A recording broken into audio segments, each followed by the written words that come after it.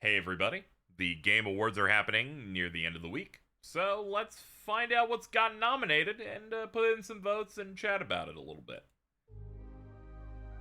So I had planned on doing this way earlier, but it just didn't work out. I was busy with other stuff, and anytime I did have a pocket of time, I would forget, and this time I remembered, and now's the perfect time for me to get into it. The Game Awards every year is very exciting, bunch of game reveals, and of course, celebrating various games. And then I'm sure some commentary where someone complains about one side or the other. I don't really care. I'm just here to have fun. And that's why we're here. We're going to celebrate all these games, all these categories, and I'll talk shop about them. So, no. No. No. Sure. Take me in here. This thing loads so badly, by the way. Not a fan of how much this chugs. So our options are Queso, Ilowan, Teco Gamers, Typical Gamer, and Usada Pekora. I did some research ahead of this. I looked up things related to why is Queso's one shot outside a Waffle House? I did a little Queso research. And I gotta be honest, I'm just gonna vote for the anime character. I watched enough clips, and I do not think that he should win just because he's a large man that screams and is seemingly terrible at every trivia game known to man. I just think it's funny if there's a video of an anime character again. I think that's important for Jeff's show. So I'm locking that one in. So we're just gonna go ahead and do that. I do want to check something real quick, just making sure here. I'm making sure that these votes don't automatically share or anything crazy like that. I'm pretty sure I have to like click an extra button for that. I'm like, I don't want anyone to be spoiled, if you know what I mean. People on the internet know what I voted for in advance. They gotta watch this great video we're doing. Alright, let's see. So we did that. Next up, most anticipated game. Of course, we're saving game of the year for last, because that's the interesting part, you know, because we'll talk about the game more earnestly here. Most anticipated game, recognizing an announced game that has demonstrably illustrated potential to push the gaming medium forward. That is not what people are voting for. They're voting for the thing that they want to play the soonest, but, you know, we can all dress it up.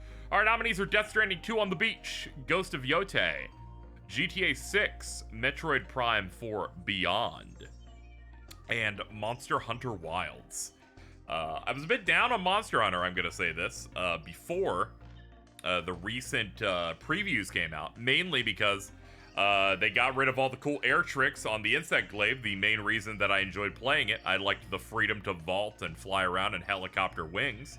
And the hit stun was just not there in the first beta that happened. So I was a little concerned, but then they said, don't worry, it's back. Your helicopter fly and stuff is back. And we're putting hit stun back in. Now, apparently in some previews for some of these games, they just don't have it. And that was like a normal thing. At least that's what the internet told me. So that's great. So now it's one of my most anticipated games of the year. Metroid Prime 4, I'm excited for. In terms of, oh cool, that game's finally coming out. I like Metroid to a degree. GTA 6, I just can't care. I kind of just tapped out with the PS2 games. Whatever, it's gonna sell more than God. They don't need me. Ghost of Yotei is gonna be fantastic. I really enjoyed the first one. And Death Stranding 2 on the Beach, we're gonna vote for that. I actually didn't know that was gonna be on this list. I'm locking it in. Not a problem. That is not a problem. Let's just go for it. Good lord. Death Stranding 2 looks amazing. I thoroughly enjoyed the first one. It had a unique gameplay style to it. Really good, just story, music, everything. I really enjoyed the vibe of that. So I'm really excited for them to jump into the sequel quite a bit. So that's going to be my most anticipated of the list of those games that they provided me. Next up, best adaptation. Recognizing outstanding creative work that faithfully and authentically adapted a video game to another entertainment medium, also known as, you know, they put it on the TV or the movie of some sort. Our nominees are Arcane, Fallout, Knuckles, Like a Dragon Yakuza, and Tomb Raider, The Legend of Lara Croft. Now, I knew I was forgetting to do something recently, and it was to watch this Tomb Raider show. I saw one clip of it in which they made fun of France, and I was like, I gotta lock in. It's the one where they said it was the Tomb Raider anime, because, Western, like, media people have to tell you something's an anime to let you know it's, supposed to be good. They can't call it, like, an animated series anymore. It seemed fine. The reception seemed fine on it. Yeah, I never did get to it. Maybe I will at some point. I watched an episode and a half, or maybe it was 2 episodes of Like a Dragon Yakuza. And my takeaway was, this is really boring, and I'm just not vibing with it. I tried it with the bad English dub, where they're just, you know, talking over the flaps. And that was just I couldn't handle it. I couldn't handle that over live action material. And in the Japanese, I was watching it and I went, this is like significantly worse than just the game. So I cannot. I couldn't really with it. So I just couldn't stick with it. So definitely not that. I have not seen Knuckles. I need to watch this before the 3rd Sonic movie. All I know about is that the flames of disaster happen or something. I don't know, I like Idris Elba Knuckles quite a bit. I like the first 2 Sonic movies a decent bit. Like, I enjoyed the first one, and I liked the second one. Definite improvement. There's that. Fallout was fantastic. I thoroughly enjoyed watching that, and I came in with tepid expectations for that show. But I was like, I gotta give it a try. And then I came out going, man, I cannot wait for season 2 of that. They really actually nailed, like, the vibe of those games in a really cool way. And I recently finished all of Arcane. I binged all 2 seasons of it. And, that was crazy good. But given the fact that it's the best adaptation, I have to only include season 2. I cannot count season 1 in my thoughts on it. And if we're doing it like that, I'm going to give the edge to Fallout on this. Because Arcane Season 2 is fantastic. It's a little messy by the end. I'm not going to spoil it for people. It's a little messy.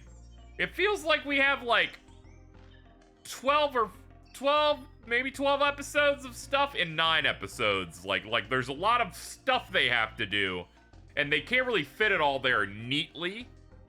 It's got to be really compact. Very fast pacing on Arcane. It doesn't make me feel like it's anything less than like a 9 or a 10 for me still. It's just I accept that. And overall, I just thoroughly enjoyed Fallout front to back. And I feel like it's better to reward other studios for making a new thing instead of Arcane being like, yeah, we made 9 more episodes of this. Oh, the misery. I will say, though, Arcane is definitely worth the hype. I do not give a shit about League of Legends. Like most people, I imagine, that open up praise for Arcane go, I don't like League of Legends or do not care. But, anyway, both of those shows are definite highlights. They're 2 of the best shows that I watched that aired this year for me. Also, The Penguin, quite good. I wish it was here, but sadly, they did not put an adaptation of the comic book character in the video game awards. They're just really missing, I'm gonna be honest. I'm getting lost already. You'd think I'm on an edible, I'm getting this lost, but I'm not. Next up, Best Multiplayer. For outstanding online multiplayer gameplay and design, including co-op and massively multiplayer experiences, did they fucking nominate Mario Party? I need you to know, I didn't look at any of these nominees for the weeks that this has been out. All I heard was what Game of the Year got nominated for. They fucking put Mario Party in here. Alright, our nominees are Call of Duty, Helldivers 2, Tekken 8, Warhammer 40k, Space Marine 2, and Super Mario Party Jamboree. Dude, I'm voting for this, dude. There's no way this wins, but it actually is my Game of the Year for multiplayer games. The only thing that touches this is, it obviously would be nominated because it came out after the cutoff, Marvel Rivals, which we've been playing this weekend. I don't know, that's just the best Mario Party they put out since, like, 8. It's just really good. You know, I've seen people go, oh, it's just another one of these, and I'm like, you don't get it. You're not in this, all right? It's the intricacies, all right? This is like Mario's Madden, but there's actual substantial changes in each entry. Sometimes they're really bad. The Switch went through 3 Mario parties. One that was trying to get back to the basics, but it was too bare bones and didn't have online until the next one was about to come out. Then the next one was just, we're collecting a bunch of boards from old games. And I'm like, some of these boards aren't good, but we're almost there. And then this third one, new boards, couple old boards, 7 boards total, so it's a lot. The only thing that's a bit weaker is not the strongest roster of minigames. They're good, but it could be better. Like, honestly, if you, like, stole 30 minigames from Mario Party Superstars, the 2021 release, and slapped it on this game, oh, baby. Let's go. All right, let's get out of here. I can't talk about Mario Party all day. That said, I'm surprised they put it in the multiplayer nominees. Oh boy, I cannot believe that shit. Best sports racing go to F1 24, EA Sports FC 25, NBA 2K 25, Top Spin, or WWE 2K24. I didn't play any of these. I'm not voting for any of them. I could pick the wrestling one to be like, I watched a WrestleMania this year, but no, I won't do that. Best sim strategy game, let's see. Probably not on this side either. Let's see, we got Age of Mythology Retold, Frostpunk 2, Kunitsugami, Path of the Goddess, Manor Lords, and Unicorn Overlord. I played this one for one stream, so it gets my vote. Good job, Vanillaware. You got my vote. For those wondering, when you vote on this for the Game Awards, right? All it does is it's weighted. I think it's 10%. Like, it's like 90% of the vote goes to the judges, which are various media outlets, and then there's 10%. We're basically the tiebreaker tilt on votes. It feels like, if it's like really tight. I know a lot of people go it's rigged, and then they've never seen the website or know any aspect of how the Game Awards work. They're just really mad. I just wanted to point that out. I have to do that every year. I have to be the voice of reason. Best family game, we got Astro Bot, Princess Peach Showtime, The Legend of Zelda Echoes of Wisdom, The Plucky Squire, and Mario Party again. For the best game appropriate for family play, irrespective of genre or platform. What's fascinating about this category is it's always the Nintendo category. But what makes it even more fascinating this time, you already know the layup, it's that the PlayStation put out a better family game with Astro Bot this year. I would have probably voted for Mario Party, because I had put more time into it, I think, by this point, or I'm about to. No, I definitely put more time into it, because I did 100% Astro Bot already. But Astro Bot's like a generational platformer. Oh my god, it's so good. Just the level themes, the music, the visuals, the reverence for the PlayStation stuff. I know we're not supposed to like it because they don't make a new thing, but I'm sorry, you know. The devs didn't cancel Jak 5 or whatever, you know what I mean? So I'm like, no, that shit was sick. Loved it. What do we got here? Powerpuff Girls have a game. Oh!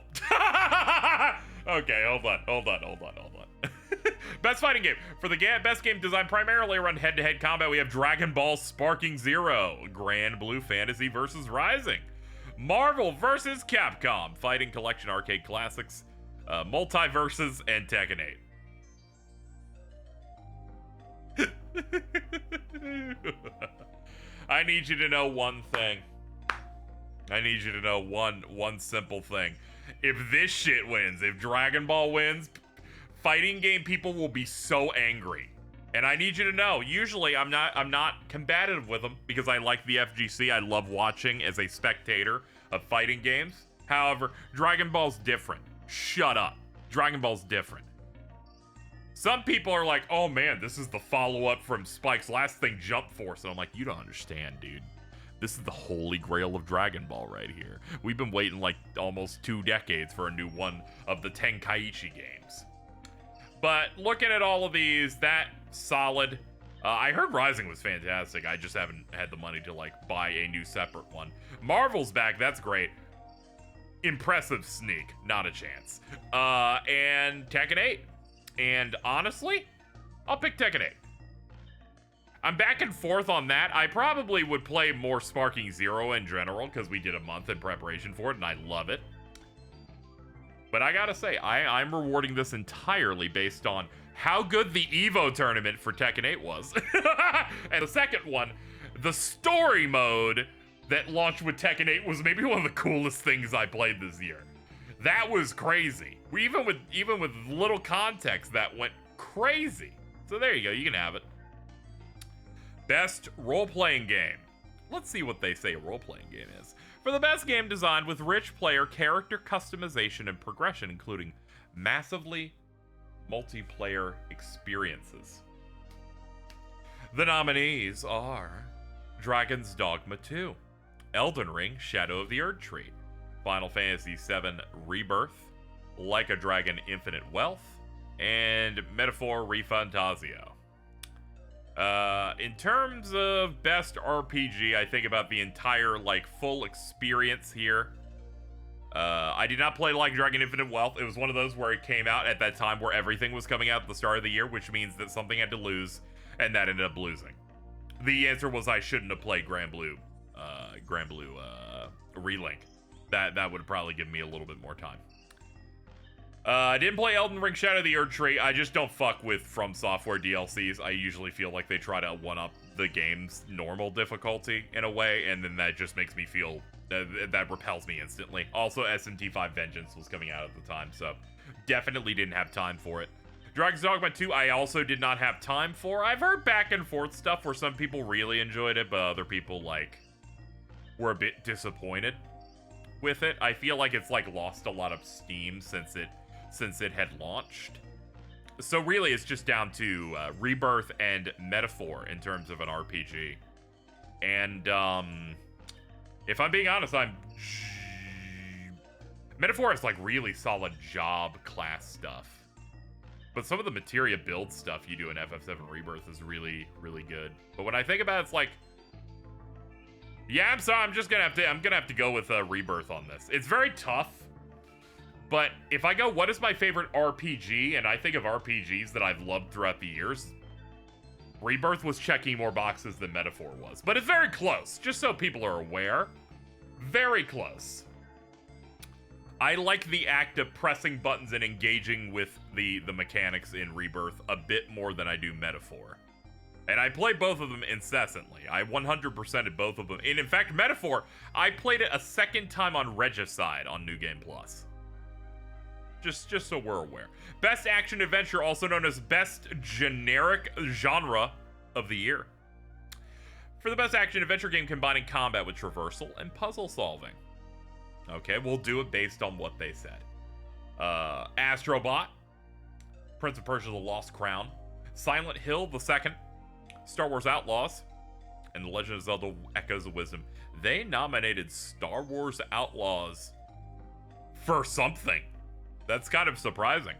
I don't think it reviewed really, really highly. Additionally, it sold not to their expectations. And I don't want to say it bombed really bad, because bombed really bad has now been taking the place of Concord, where, like, no one bought it. Like, people bought this, but not in the way that they were hoping for a Star Wars open world game. I enjoyed it. I give it like a 7 at this point. Probably a 7.5, because they put out an update that disabled all fail states for stealth, which is awesome. That was like the biggest problem I had. I streamed the beginning of it, and there were like these 4 stealth auto fails that felt like crap. But as I progress more, the worlds are really cool. The story, by the end, I was enjoying. It just has that Surf Dracula problem of you're building the team, and you do the finale where you have the team. And I want the second game in my mind instead of the first game, where it's kind of mostly established and you're like doing stuff with the crew the whole way. But, you know, that's... so many things have to be like the origin story of it, you know? And the games take so long, you know it ain't getting a sequel and everything. Bit of a shame. But as it stands, I did enjoy that. I didn't play Zelda because it looked like it was going to be another Breath of the Wild-esque thing where... they're just like, do whatever you want. I was kind of looking for a more focused Zelda game. Apparently it is, but it still has a lot of that use beds or whatever. I wasn't exactly super locked in, but glad people are enjoying it. Silent Hill 2, pretty great. Pretty great. Puzzles, pretty damn good, actually. I actually like the puzzles in that. Fun combat, you know? You have a dodge. You fight those mannequins a little too much, though. Prince of Persia: Lost Crown, fantastic. Astrobot, fantastic. I would have to say, Frontrunners are probably the first three for me. And this got paced out because it's just like, this was a thing that I would play when I woke up in the mornings for like an hour and a half and then kind of slowly paced it out mainlining. It's like, it's fine. These three, quite good. We're eliminating Silent Hill 2 immediately because I do feel like it overstayed its welcome by the end because they extended the later areas just a little too much. That game is just viscerally uncomfortable to play with headphones. So I'm starting to hit my limit, you know. The prison catacombs thing that Silent Hill 2 does was already pretty rough in the original, but, you know, with all the extensions the game has, it's too exhausting by the end. I'm gonna give this to Prince of Persia: The Lost Crown because it combines combat, traversal, and puzzle solving. And based on the letter of the law, that means this wins. This has almost Kingdom Hearts 2-esque boss fights against dudes that are sick as hell. The puzzles are really inventive. It's a good Metroidvania, and it's a good Prince of Persia game, and none of you played it, and it makes me very upset! It was so good! We're giving it to him. We're giving it to him. Hold on. Reset the song, because we're going to run out of it, and then I'm gonna be in silence, and I'm gonna get scared. Now, if you give me a second to have a drink here, I appreciate it. Now, if one of my friends is listening to this, they'll be like, he's putting an edible in his mouth. I'm like, yeah, I am. Don't worry. Don't you worry about me. I'm gonna lock this up. It's gonna take like 20 minutes for this thing to hit. All right, let's go. Best action game. For the best game in the action genre focused primarily on combat, we have Wukong, Black Ops 6, Helldivers 2, Stellar Blade, and Warhammer 40k Space Marine 2. I'm gonna abstain. The only one of these that I played was Stellar Blade. I played the demo. Demo's got some sauce to it. Demo's got some sauce to it. But no. No, I won't do that to you. I will not pretend to be someone who knows about that thing. I'm not the person that's going to get deep into conversations about things I'm not going to engage with, because those people aren't people. They're subhuman. Now, let's go. Best VR AR. Why am I even in here?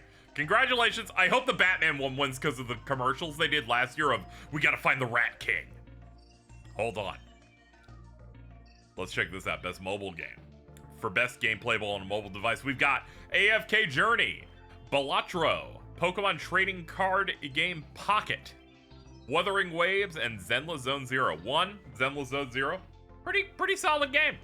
Pretty solid game. The usual people that hate gotchas dislike it, but, you know, they were going to be like that regardless. Same with Wuthering Waves, but I haven't heard anything on that one at all. Wasn't too interested. AFK Journey, I'm never going to vote for something that's based on me AFK. So I'm just going to be honest, no. Locks us down to the final two. Pokemon TCG Pocket's fantastic. I thoroughly enjoy it. I'm going to give the winner to Balatro, though. I put probably 30 or 40 hours into that, and it's incredible. If this wasn't here, this would win, though. This is consumed me as a daily login thing that I do for a while now, but Balatro is something special, man. It is something special. Let's go ahead and get back to more of these categories. Best debut indie. We've got Animal Well, Balatro, Manor Lord, Specific Drive, The Plucky Squire. Very great debut games. Let's see. Animal Well automatically disqualified because if it wins, it's just gonna be a donkey doing a victory lap and people being annoying, so that can't win. Plucky Squire, I have not had time to play, but I very much wanted to because it's got the I forget his name. It's the guy that worked on Pokemon Sword and Shield and various other Pokemon designs. I don't want to guess the name because then, you know, I'll feel bad. But like that guy and I like his art style. But I did not end up playing that. Didn't play these two. So Balatro, congratulations, debut indie game. It's just really good. This is one of the best roguelikes I've ever played. Fantastic, man. All you need is a deck of cards and some fun modifiers, and then they manage something really good. Best independent game. We got it right here, and yeah, we're just gonna go Balatro on this one. I'm not even reading the nominees because I don't know what any of them are.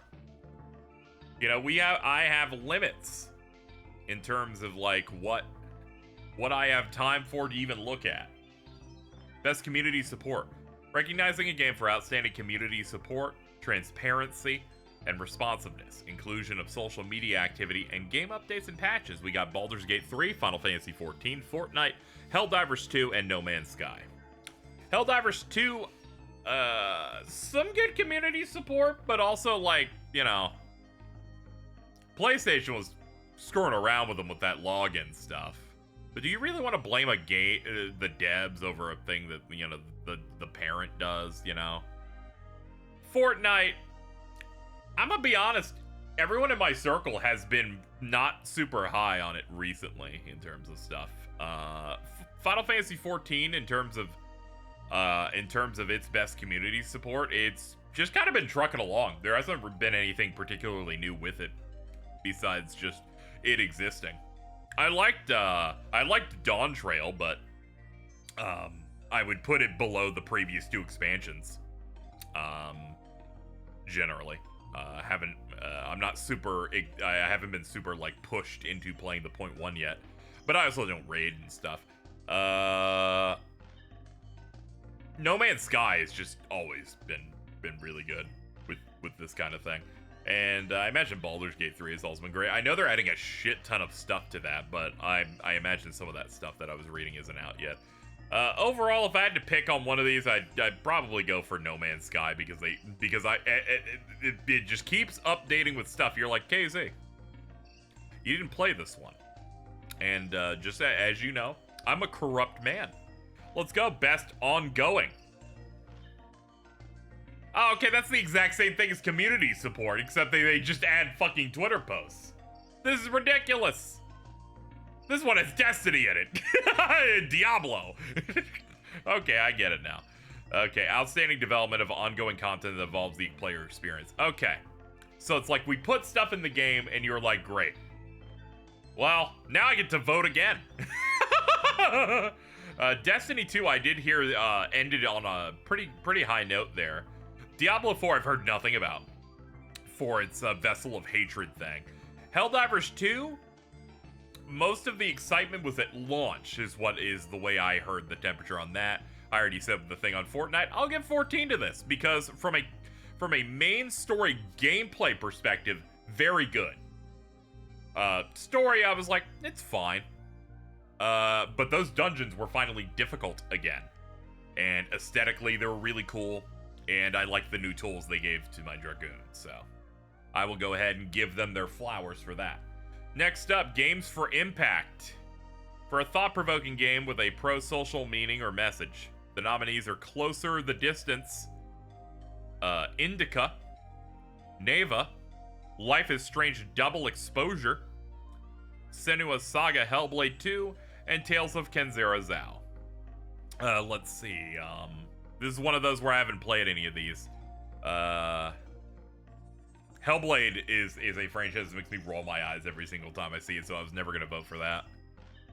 I'm gonna give it to Tales of Kenzera Zao because it was the victim of the most annoying grifters on the planet, so I think they deserve to win every award ever.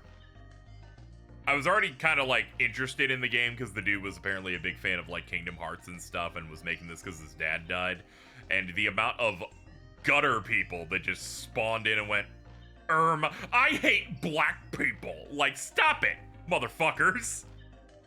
Be normal. Moving on to innovation in accessibility.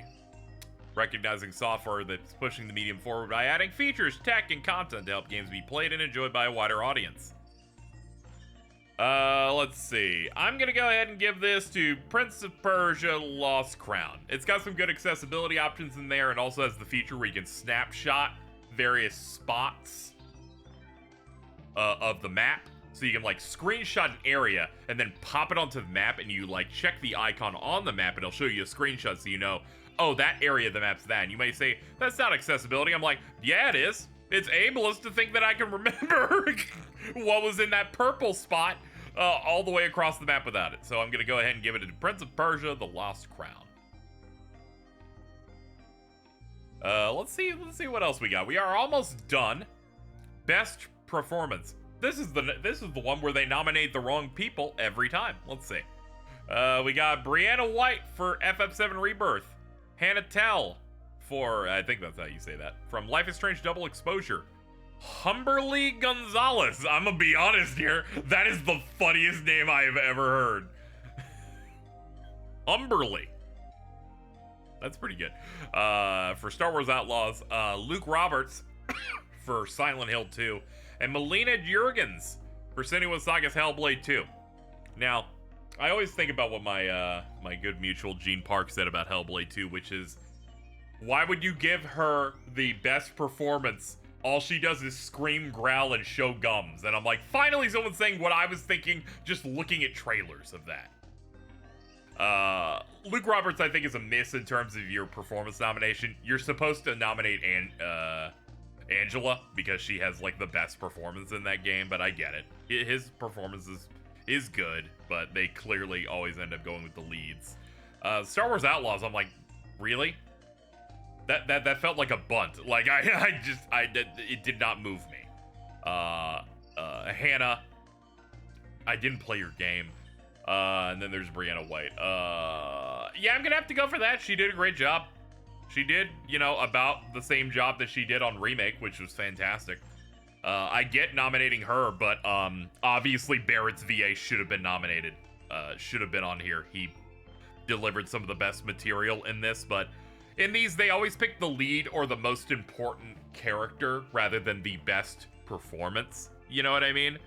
And that game is entirely hinged upon you liking Aerith, so she's gonna get it by default. It's like when I wanted Die Hardman to be the best performance in Death Stranding, but he wasn't gonna be nominated because they had 2 celebrities as options. Bit of a shame.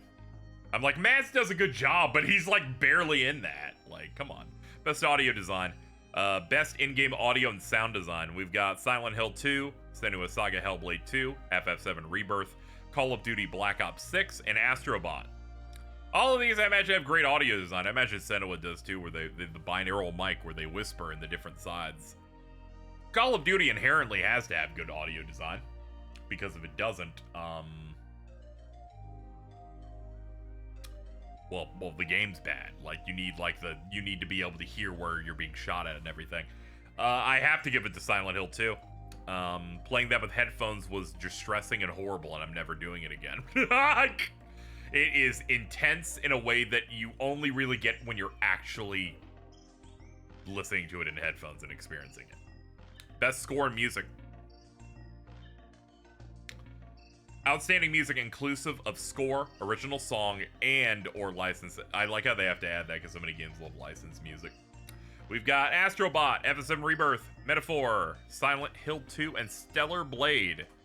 Stellar Blade, all the music I heard from the demo sounds great. Sounds great. Don't remember, anything hyper specific, but I remember like playing going, ooh, this is nice. And a lot of people have been, apparently Shift Up is pretty good at music and stuff based on their other projects. Silent Hill 2 had Yamaoka still doing music, and I think they did good on all the arrangements and remixes and stuff. Great job. Astrobot has that track where the tree starts rapping, and that's great. Otherwise, very delightful track. Main theme's always really good, and all the different remixes they do.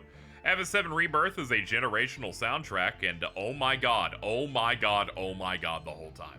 Some people will go, well, actually, they're redoing a lot of the old classic tracks. And I'm like, yeah, if you're deaf and you miss the 7,000 new tracks in there, like the dog, or the dog music in battle, or all the Hamauzu stuff, or the special theme songs they give to, like, other side quests, and also a lot of the arrangements based on original FF7 tracks are better here than they were in the original game. Crazy! I'm gonna give that the edge. But you would say Metaphor, though. And Metaphor, I feel like, has run into a problem, which is that there's like 6 or 7 really good songs in there that are standout, and then everything else is fine. You know what I mean? Everything fits, but there's nothing that I'm like, I need to go back and listen to it. I don't need to go back and listen to like Grand Trad's theme ever again.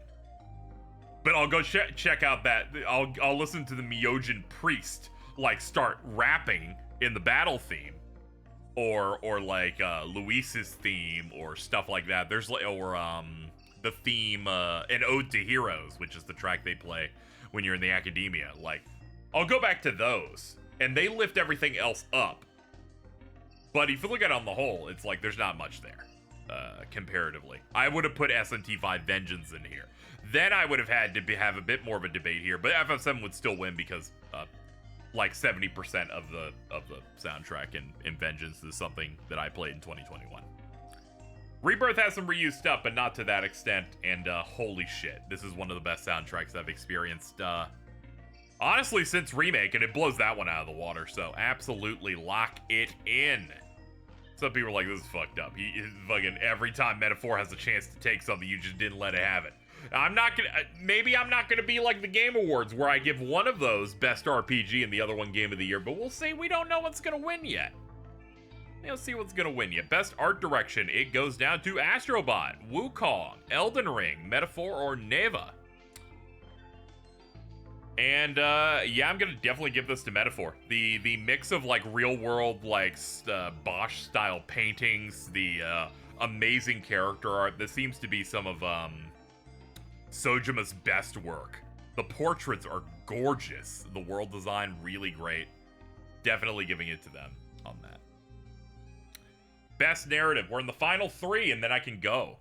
Let's see what we got. Best narrative for outstanding storytelling and narrative development in a game. Let's see here. We have Senua, we have Silent Hill 2, Metaphor, Like a Dragon Infinite Wealth, and FF7 Rebirth. And if I'm being honest here, let's lock this in. One, I'm probably gonna pick FF7 Rebirth, but let's talk around it a little bit. Let's talk it out. FF7 Rebirth, I think, is a fantastic story. Now, I know a lot of people are like, you know, I enjoyed the narrative of going through it. I know a lot of people have problems with aspects of it. Maybe it needed to go further in some of the new material in it. It's a middle chapter, so it's not a conclusive story by that metric. But then I think about what FF7 Rebirth is, which is a collection of stories as you go through. The experience of like, oh, you meet this character very early on in an inn, and then they come back in a bit of a specific way later. That's like, oh, damn, there's something going on there. The things that are happening in like various different regions and how they connect to their characters, their development, whether it's the Red 13 stuff in the Cosmo Canyon or everything going on with Barrett's backstory, and how they uplift it and improve things and expand upon things from the original. I just came in just going, I'm enjoying it so thoroughly. Like I love it a lot. So definitely gonna give it to that. I didn't play Like a Dragon Infinite Wealth. Maybe it might have had a chance, but sometimes Yakuza's stories are too stupid, and then I just end up turning on them like I did the Man Who Erased His Name. But I love Yakuza 7, so I think it's probably good. Ichiban's probably got me locked in. I will play it eventually, do not worry. Metaphor, I thoroughly enjoyed its story, but it... Alright, now I need to apologize once again for not giving them a vote on this one. Now I can explain. The story of Metaphor is good. However, it is basic. Now, here's how I describe it, right? There's not enough going on. There's not enough paradigm shifts in it for me to be really like, it's really good. Like it tells you what they're going to be doing, and they give it to you. They have a couple of twists and turns here and there throughout the game, all the way up to the end. But I just kind of come out of it, right, going, yeah, it's good, but it doesn't like move me in the way other things do. I think it's because it's less about the characters and more about the world. It's about the world, it's about the characters having an effect on the world rather than the world having an effect on the characters, if that makes sense. It's a little bit less character focused and more like, we have to change the world type of thing. And I don't know, by the end I went, this is great. I enjoy this, but it's not like exemplary in terms of a narrative. That's why, you know, and I imagine I'm not alone in it. Many people played that game and they're like, the story seems to be nothing special so far. Which I think the story is good. It's just, it did not... I'm not thinking back on much of the narrative being like, wow, except for one specific point, and it's the point everyone can think of if they've gotten to it. But yeah, that's where I'm at on it. I'm just explaining my work here. Senua Saga, whatever. Silent Hill 2, that game already had its story. I will say, the additions they made to the story, I think were all good. Which is surprising. Anyway, there you go, Final Fantasy VII. Good job. Good job, honey. Good job. I'm proud of you. I'm proud of you for putting that work in. Best game direction. Let's see what happens with that one. Do you think this site's gonna explode before we have a chance? There we go, it's back! We got it! Award for outstanding creative vision and innovative in-game direction. Okay, so we think about the direction, like, how they, like, the creative vision overall. Creative vision.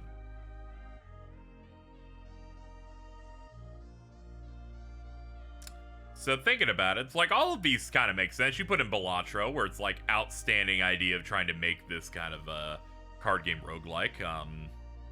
I imagine maybe Black Myth Wukong fits in here, I guess. I don't know, it's sold a lot, so that's what's here.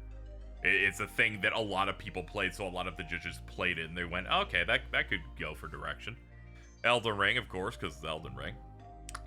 FF7 Rebirth has very strong direction. As does Metaphor. I think overall, when I look at the entire vision and how solid it is, and it's gonna seem weird, I'm gonna give it to Astrobot. Because overall, it feels very, it's a nice cohesive vision. It has a very simple goal, be the most delightful platformer possible, and it continues to, like, be consistent the whole way. There's no, like, part of that game that I think is a low point.